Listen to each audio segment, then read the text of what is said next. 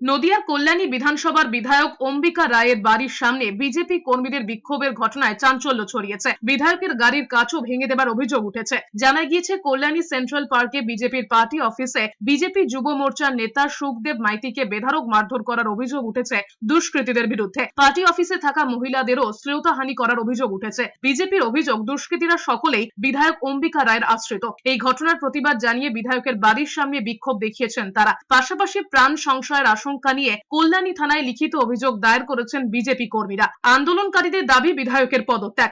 যদিও এই বিষয়ে বিধায়কের এখনো কোনো প্রতিক্রিয়া পাওয়া যায়নি। পরিস্থিতি সামাল দিতে ঘটনাস্থলে গিয়েছে পুলিশ।